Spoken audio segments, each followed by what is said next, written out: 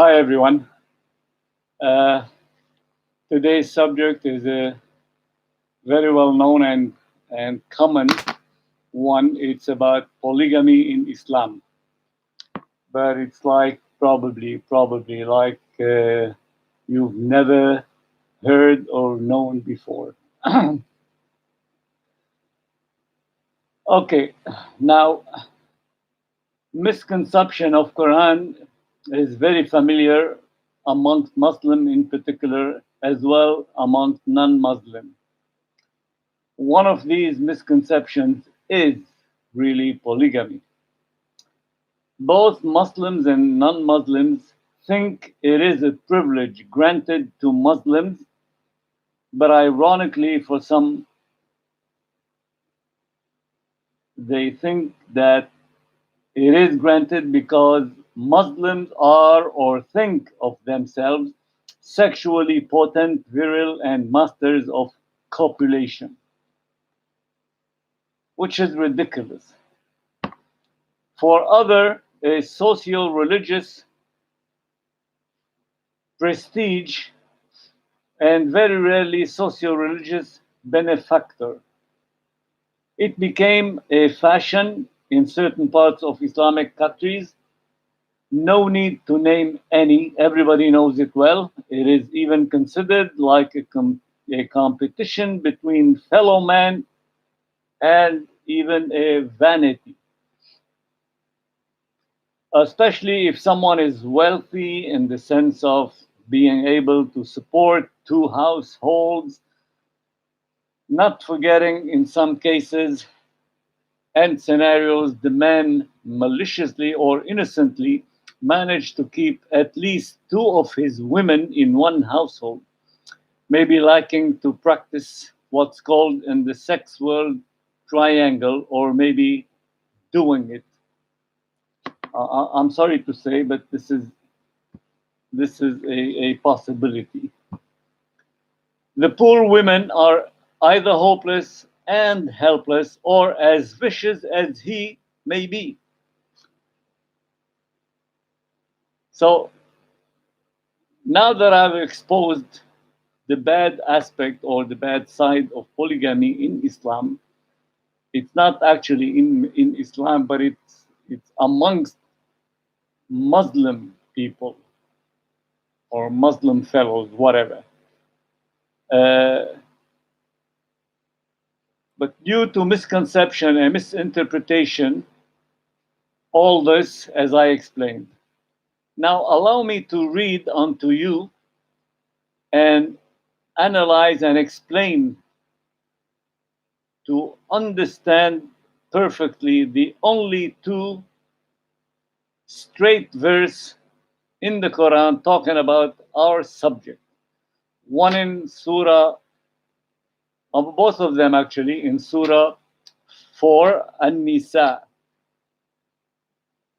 First verse, number 3. I'm reading the translation. I'm not reading the Quran itself. In Arabic, it says what I'm going to translate accurately or more or less accurately in English. It says, if you, mankind or believer, that is, if you, Muslim one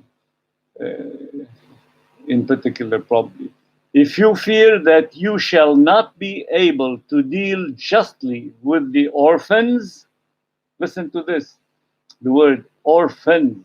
If you fear that you shall not be able to deal justly with the orphans, marry women of your choice, 2 or 3 or 4. But if you fear that you shall not be able to deal justly with them, but who is them now? I'm going to explain a little bit later on. This is what the Quran insinuates to say: if you cannot deal justly with them, it means more than one, more than two, and so on, then only one, or that which your right hands possess. that will be more suitable to prevent you from doing injustice. I mean, there are a few words worth really, really, really deeply understanding. In this verse, it's obvious and clear. God conjunctively to the subject of orphans, as I said, if it starts, the verse starts like this: if you fear that you shall be unjust to orphans, I mean, in this sense, then if you feel this, then marry woman of your choice. Why God is talking about orphans and relating it to, let's say, polygamy, to marrying second or third or fourth wife? Why? Ask yourself this question. I'm gonna say why. So God conjunctively, as I said, okay, talking about this subject through orphans, and conjunctively to the subject of orphans, okay, being just towards them, being just toward them, because God wanted the orphans um, to be in good hands, in custody, somebody to take care of them. Orphan, actually, as we define, is a minor who lost his father. That's the orphan definition. So if we have to take care of orphans, there's a mother with this orphan. So this is how God is relating orphans to the polygamy, in the sense, if you are taking care of an orphan, or if you wish, or if you're asked to take care of an orphan, okay, and you have to, in this sense, you have to marry his mother. I mean, the orphan's mother, whether one orphan or more. In this case, the polygamy is starting to add up to your first wife, another, probably if you can, another, and so on. You stop at 4. Now, the verse said, but if you fear that you shall not be able to deal justly with them. Who them? Them here means the orphans. Why? Because if you have the first wife, you should have children. Now, your children are yours, the orphans are not your children. So, definitely, you will treat them differently. And probably you will go beyond this to, you know, to prove unjust even toward them. So this is where God say, in this scenario, in this case, then don't take a second wife. A second wife meaning with orphans, a widow. Okay, this is exactly the word, I mean, the meaning of the verse. And whoever understood it or understand it differently, as I'm talking about misconception in Quran, this is one of them. This is absolutely one of them. Otherwise, why would God say, if you fear that you shall not be able to deal justly with the orphans? Why is he talking about orphans then? Anyway, uh,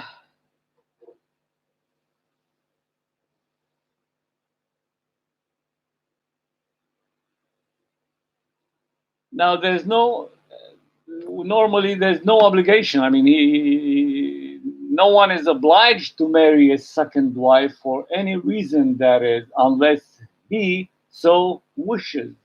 Which means, if he wants to take care of those orphans, and he accepts to marry their mother and he's able to support them, then it's okay. Go ahead and marry the second wife, which is a widow, mother of those orphans. But you have to treat your children and the orphans equally, which is something difficult. And this is why God said, then only one. Then only one. But if you can, so be it. Fine. Very good.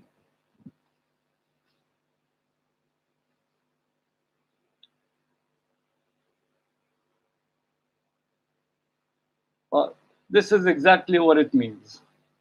It's life organizing somehow, in one way, and the social problem solver, because this widow with a couple of children needs really to be taken care of, needs someone to support financially and in every other aspect. So this is the polygamy in Islam. This is how God permitted polygamy. In this case of a widow with orphans to marry, and not just any woman.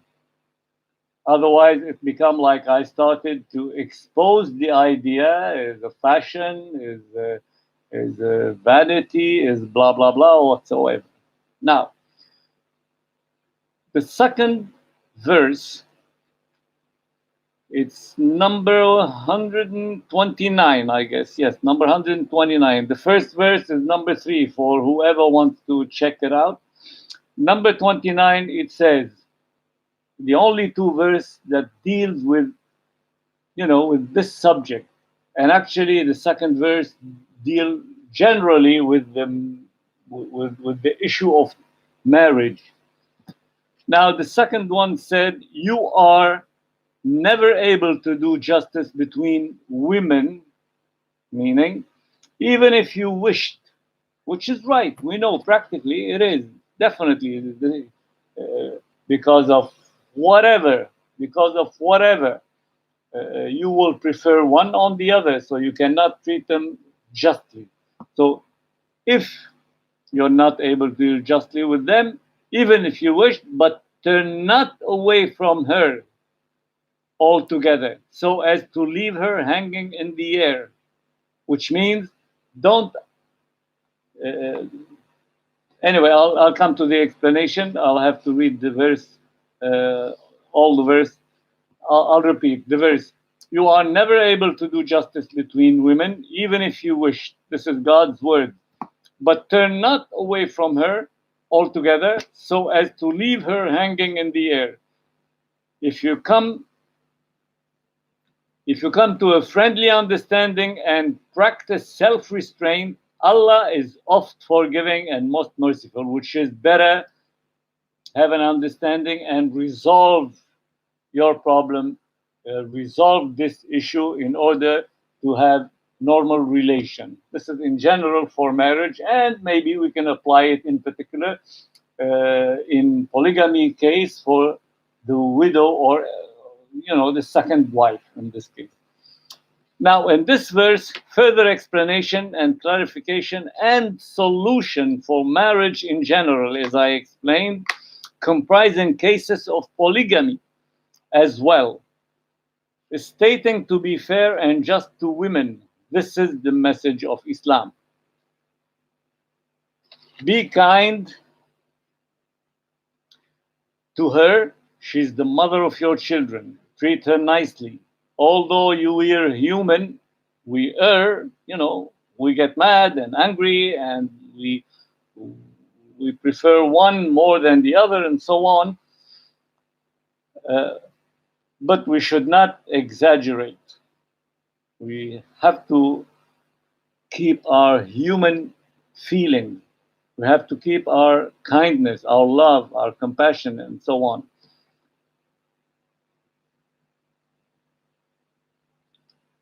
So you should not abandon and turn your back on your dependent wife, because a wife is a dependent person on the husband in general. in our days, things are have evolved to a different level and so on. But nevertheless, there's a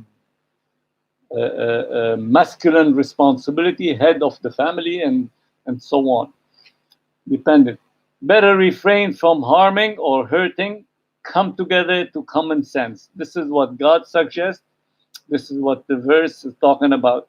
This is what Islam preaches. So any hadith contradicting these two verses is false, fake, and fabricated. Muhammad never contradicts Quran. He was the Quran. Thank you.